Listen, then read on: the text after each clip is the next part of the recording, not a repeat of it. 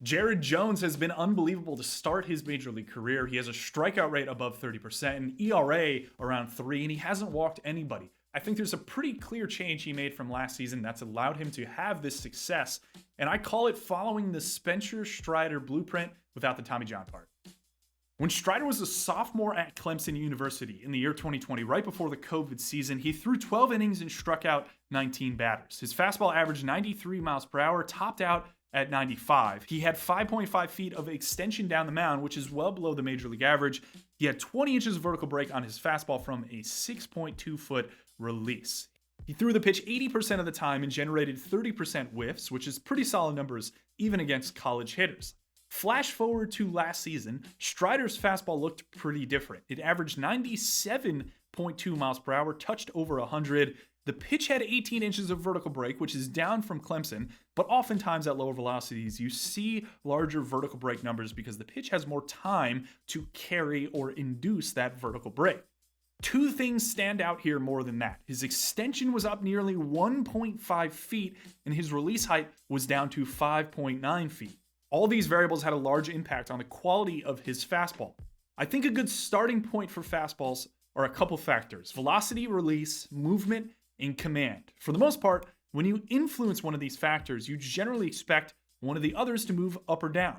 If you lower your release, which is often a byproduct of your arm slot dropping a bit, we expect to see the vertical break on your four seam decrease or your movement to change. The one variable I didn't mention above is extension.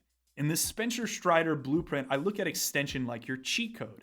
If you want to increase your vertical break, or say go from 16 inches to 17 inches, one might assume that raising your release slightly can get you there. You're more vertically oriented behind the ball. So you go from a 5.8 foot release to a 6 foot release. But if that happens, the break you're getting might still be average relative to that higher release or expected.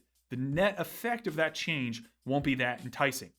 Increasing extension, however, by 2 or 3 inches can get your release height back down from 6 feet to 5.8 feet, even with that new higher arm slot that's getting you to the 17 inches of vertical break. Now that vertical break is actually greater than the average 5.8 release and no longer what hitters totally expect. What I'm saying is oversimplified. It's not as easy as getting everyone on your staff to extend more down the mound, lowering their release, and then all of a sudden the ball flight metrics are better and boom, you have a better staff. In any individual pitcher, there are multiple variables that lead to that pitcher having optimal mechanics. And for some guys, that might be shoulder extension because of how their anatomy works or how it affects their command. But I think this idea gets at the overall point that in pitching, oftentimes what you're trying to do is something unique. And for undersized guys who are able to carry the baseball relatively well, this could be one of the ways to get there, is to lower release through the increase of extension and try to maintain that vertical break, jump velocity. It's the Spencer Strider blueprint. That brings us to Jared Jones, who followed this Spencer Strider blueprint, and it doesn't seem like anybody even noticed. Last year, Jones' fastball looked like this. It was 96 miles per hour, 16 inches of vertical break, with 6.5 feet of extension from a 5.6 release. That's about average extension from a below average release. This season, the pitch is fundamentally different. It's up a mile per hour, it has 2 inches of added vertical break, and slightly less arm side movement. His extension is now up to 7 feet, and his release height is lower at 5.5 feet. He extended down the mound half a foot more, raised his release slightly, I'm guessing to help with ball flight, or it could have been a more lower body focused adjustment that just led his arm to the right position to achieve better carry on his fastball. He started throwing harder, carrying the ball more from a lower release, and the result is one of the best performing fastballs in 2024. The increase in velocity to me suggests he's more efficient in his mechanics. He's sending more energy through his chain, or maybe he just got stronger, so there's more energy he could send through his chain, or his intent is just higher. He's moving faster. It's probably a combination of all three. As you could see in mechanics, without objective info here on the public side, it's often hard to distill down into one thing 100% being the culprit. In the majors this season, Jones is throwing his fastball around 50% of the time, pretty even percentages to lefties and righties. And one of the things I like most about his approach is that he doesn't really lean super heavily on his fastball when he's behind in the count. This fastball lean is something a lot of pitchers do. I often think to their detriment, mostly because they don't have other pitches that they can strike and they don't want to walk a batter. But the risk they take on to give up damage by throwing these fastballs is really high. Jared Jones, however, is striking his slider at an above average rate, so he can bounce between both of those pitches in pretty much any situation. He actually has a better ability to strike his slider than Spencer Strider did last year. His slider shape is similar to Strider's too. Jones is actually harder by 3 ticks, but they both average 4 to 6 inches of sweep. I think Jones might be more comfortable with his slider in the zone more than Strider because the pitch's velocity allows him to be more aggressive with the offering.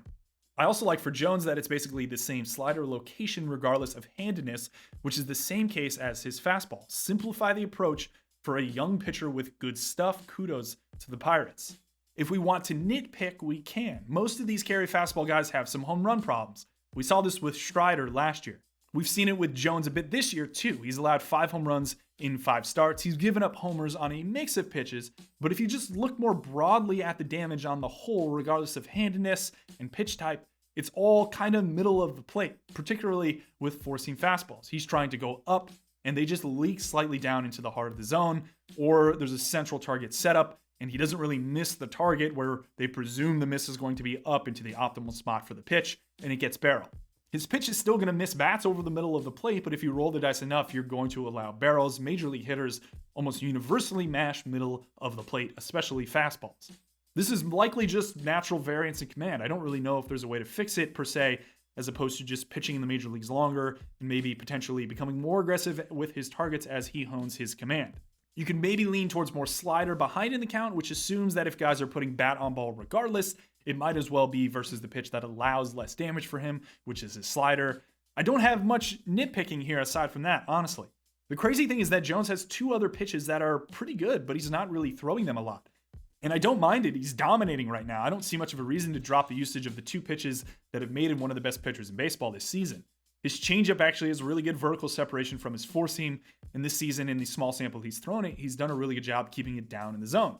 He actually tweaked his curveball this offseason too. He kept the velo the exact same, but added 8 inches of vertical break, so the pitch is dropping more, which is super impressive. Usually, getting in front of a ball more to create that drop means less of an ability to apply force to the ball, and thus the pitch is slower. This is why big curveballs are often slow, and the best curveballs are those that have that same amount of drop but are thrown much harder, like Jared Jones's.